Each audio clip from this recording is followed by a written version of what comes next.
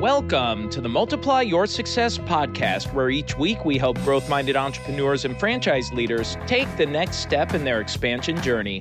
I'm your host, Tom Dufour, CEO of Big Sky Franchise Team, and as we open today, I want you to take a moment and think about some of your best customers. And I want you to think about what makes them so great. The real question I think you want to be asking is, how do you create more of these great customers? And our guest today is Brittany Hodak, and she shares with us insights on how to create more of these great customers that she describes as superfans for your business. In the interview, we talk through her new book, Creating Superfans, How to Turn Your Customers into Lifelong Advocates. And by the way, this is the best business book I have read in a long time. There's no benefit for me out of it. I just thought it was amazing, and I'm so thankful to have had Brittany on our show as a guest. Now, a little background on Brittany. She's an award-winning entrepreneur, author, and customer experience speaker who has delivered keynotes across the globe to organizations including American Express and the United Nations. She's worked with some of the world's biggest brands and entertainers, including Walmart, Disney, Katy Perry, and Dolly Parton. She founded and scaled an entertainment startup to 8 figures before exiting, and she is the former chief experience officer of experience.com. Forbes said of her new debut book, Creating Superfans, if you have customers, you need this book, period. And I totally agree with that statement. So let's go ahead and jump right into my interview with Brittany Hodak. My name is Brittany Hodak, and I am the author of Creating Superfans, How to Turn Your Customers into Lifelong Advocates. I love it. And that's exactly why I wanted to have you on the show, is to talk about your book, Creating Superfans, and talking about this whole idea of that. And just by a small, warm intro here into your book, one of the things that I actually loved most about your book was the title of every chapter.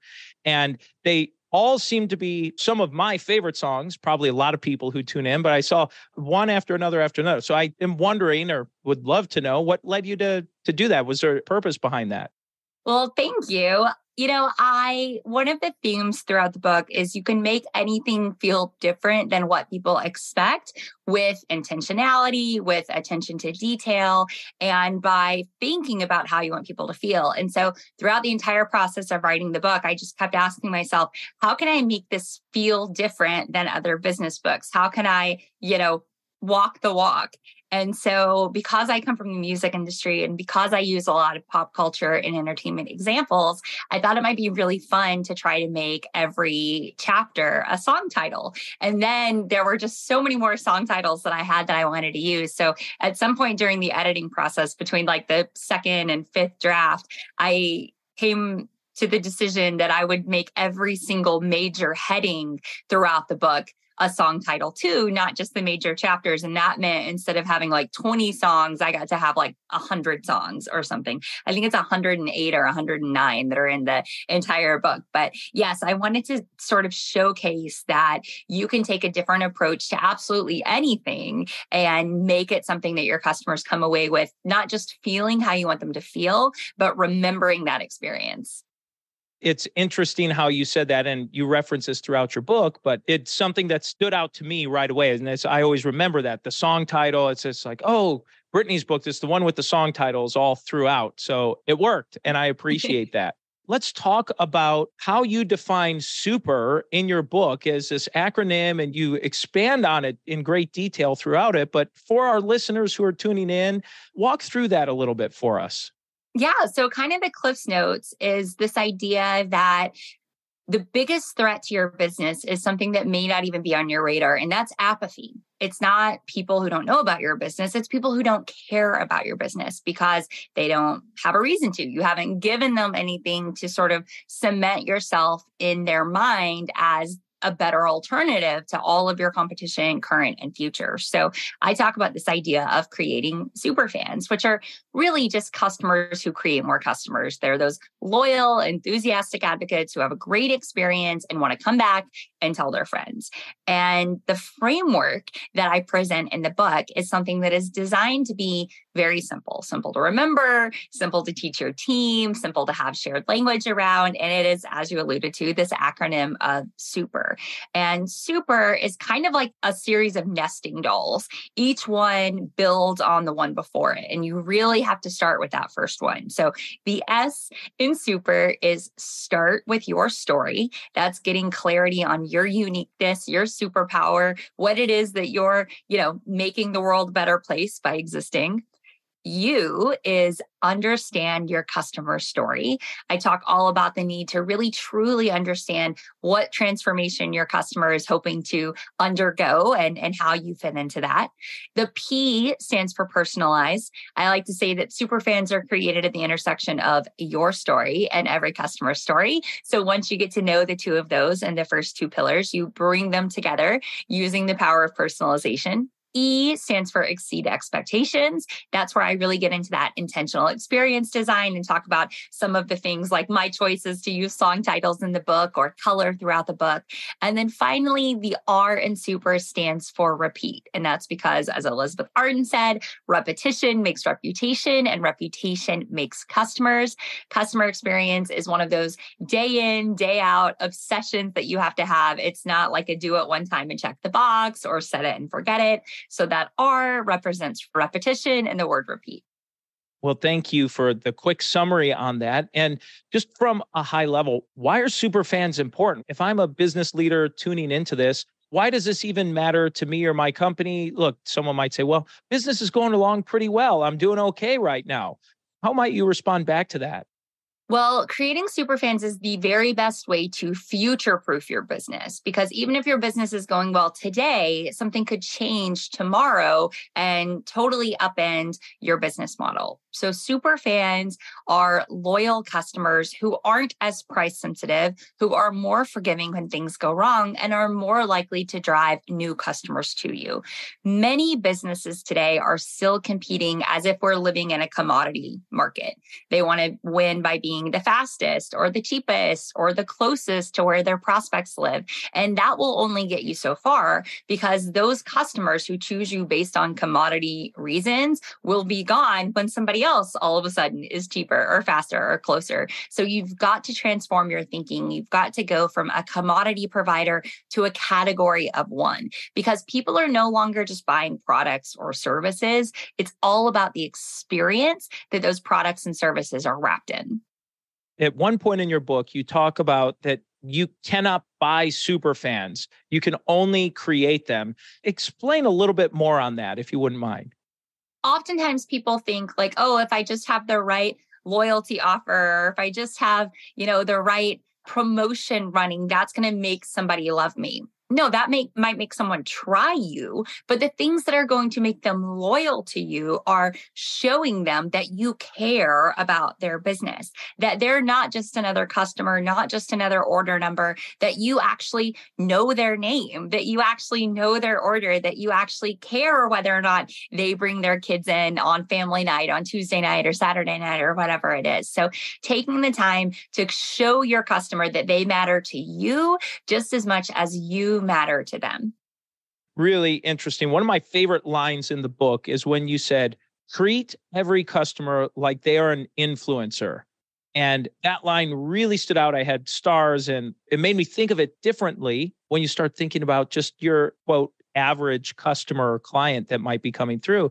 So talk about what that looks like and how you share this with other business leaders and talk through that. Yeah. So I believe that because of how connected we all are today in social media, that every single person is an influencer. I am, you are, you listening to this podcast are, everyone is an influencer. We all have people in our lives who will form an opinion about a place that they've never visited, never done business with, never had any interaction with, based solely on a story they hear secondhand from us or a post that they read from us. So every single customer is an influencer. And if you look at the stories that tend to go viral, whether they're, good or bad, whether it's something exceptional happening or something awful happening, it's almost never celebrities. It's regular people who've shared an experience, good or bad, and that's caught on because it resonated with people. So every single one of your customers is an influencer.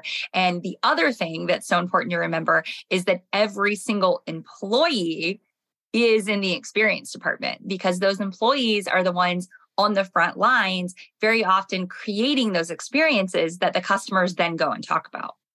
That's really, really rich. Again, it was just one of those moments you read something, right? And it just like clicks. Ah, brilliant. I love that concept there. You also talk about affinity and advocacy. And I think these terms oftentimes are used sometimes interchangeably. And I'd love for you to explain how they're different. Sure. So in the book, I talk about this concept of a ladder to super fandom and this sort of different rungs, if you will, of where someone, finds themselves when they think about your business. And the idea behind it is that this force that I talk about again and again in the book, which is apathy, can knock people off the rung at any point. So as they're climbing the ladder, they can, fall off like a carnival ladder. And the top two rungs are affinity and advocacy. And the simplest way to define the difference between the two is another A word that I use in the book, which is amplification. When someone likes your brand and is somewhat loyal to your brand, I would call that affinity. They like you. They're going to, probably come back. They're less price sensitive. They're more likely to be loyal. But when you add in that element of amplification, when you have done something that touches that customer in a way to where they can't help but talk about it, like they just feel compelled to post on social media or to tell their next door neighbor or to record a little video about it, that's the advocacy part. And that's what's really powerful, because when you have people who like your brand, they will be loyal. But when you have people who like your brand and are telling others, then those customers are creating even more customers for you. And, as I say in the book, the more advocates you have, the less money you have to spend on advertising. It's interesting when I think about climbing this ladder that you describe. How do I implement something like this? So if I'm thinking, okay, well, how do I even know or find out where are my customers? Well, in my book, Creating Superfans, I offer lots of tips that people can use. I also have an entire resource library online that's totally free for anybody who buys the book. So there's a URL that you can go to. There's resources that we're constantly adding to all the time. But one principle that I talk about in the book that is uniquely simple by design is this idea that there are really only 3 types of experiences that any customer ever has. And this is true of all of us, like even in our personal lives. There are really only 3 types of experiences. At the end of whatever it is that you're doing, whether that's a conversation, an email, a movie, a podcast, you are going to feel one of 3 ways when it ends: better, worse, or exactly the same. It has either improved your life in some measurable way, it made your life a little bit worse, whether that was by wasting your time or your energy or changing your mood, or it was like a nothing burger that you move on and forget about in 2 seconds and go about the rest of your life. Net negatives, net positives, and net neutrals. To the extent that you can train everyone on your team to leave every customer a little bit better than you found them, you are, like at the most basic level, making the world a better place, right? You're changing their lives, you're changing their experiences. So a challenge that I often share with people to share with their teams is to say, how can you improve every interaction just a little bit?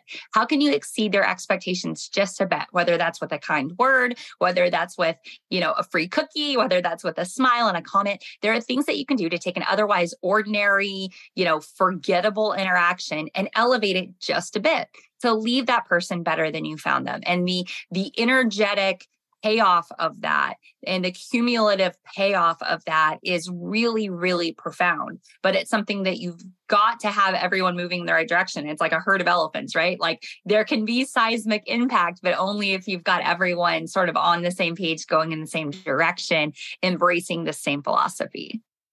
Before we move to the next questions here, you've got to share the URL. You said there's a URL to get the free stuff. Everybody loves free, great resource. And I've checked the resource out. They are great. So make sure you share that URL real quick for us.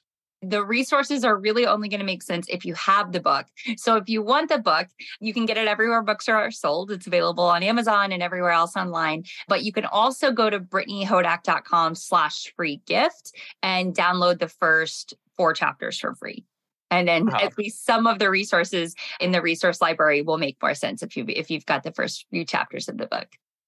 Well, and we'll make sure we get all of those links in the show notes as well. For anyone listening in, wants a quick hyperlink back to it, you should be able to find that quickly here.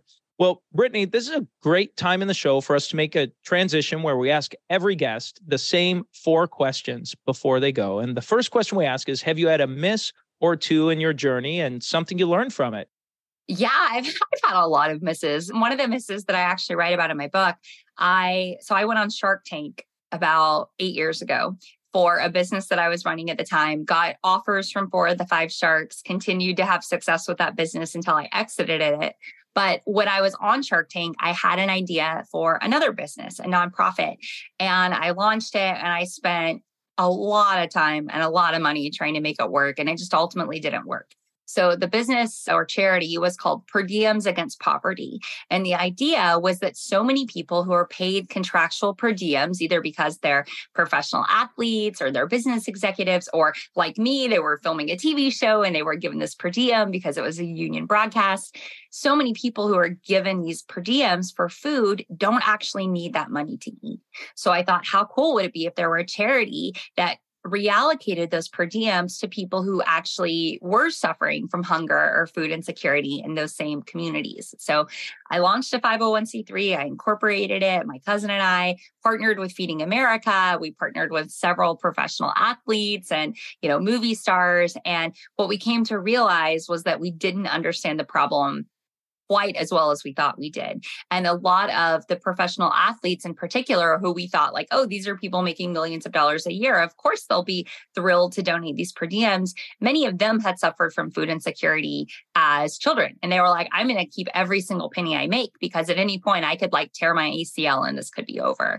So after a couple of years, we sort of had to, say maybe we're not the right people to solve this problem. And maybe our contribution to the world of food insecurity is not going to come through this 501c3 that, we kind of so foolishly thought we could run it on the side while we had other businesses going. So I would say that was a big miss. My heart was in the right place. I was very well intentioned, but because I didn't understand the nuances around the problem quite as well as I should have before jumping in, it became painfully obvious that I was not the right person to solve that problem at that time.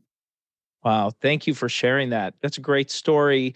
A hard lesson learned, right? Your heart's in the right place. You think you're doing the right thing and it just didn't work out.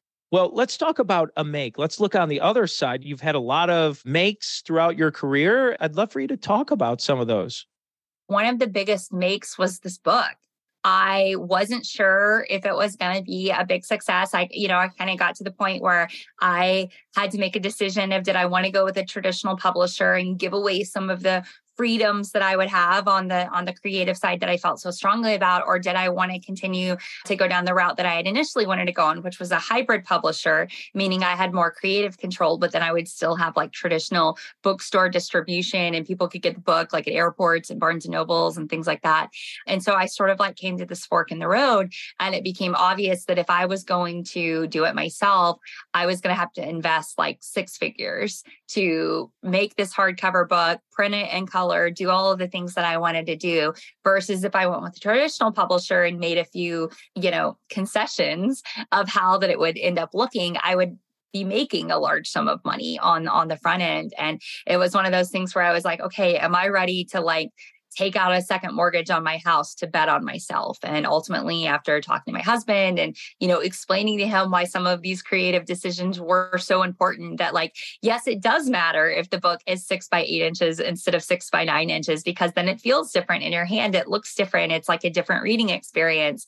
I decided to gamble on myself, and it's gone really well. The book has sold thousands and thousands of copies in hardcover, plus a ton in the Audible version that I narrate. I was able to pay back the the second mortgage on the house. It's a wonderful feeling to be able to look back 4 months after the book came out and say, I did the right thing. I made the right decisions. I'm glad I didn't compromise and do the thing that felt less scary in the moment. To be in the position, one, with the opportunity to choose which direction to go, and secondly, the decision to basically do it on your own. That's very commendable, and it's paid off and worked out for you. So congratulations on that. Well, the name of the show is Multiply Your Success, and we always get such a wide range of answers to this question, but we always like to ask, have you used a multiplier to grow yourself or your business or businesses along the way? I have. And I love that you asked this question. And I love the variety of the responses that you get. And I was thinking about, which one to share here. And I think when I was trying to sort of like go back and say, what is the one multiplier that sort of led me down this path that I'm on right now and set the trajectory of where I'm at, both as a keynote speaker and as an author. I know the one that's been the most impactful for me over the past, let's call it 4 or 5 years, was when I chose to invest in myself by joining a group called Brand Builders Group that is run by a couple who have now become very dear friends of mine. Their names are Rory and AJ Vaden.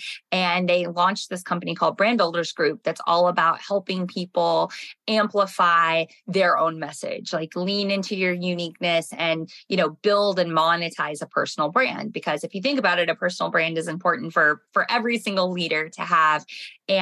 And so I invested in this program they have called Brand Builders Group and actually did the work, like spent months and months. And now I've been a part of the group for 4 years now, but spent the months to like really do the hard work to say, what is my uniqueness? What is the contribution I want to make in the world?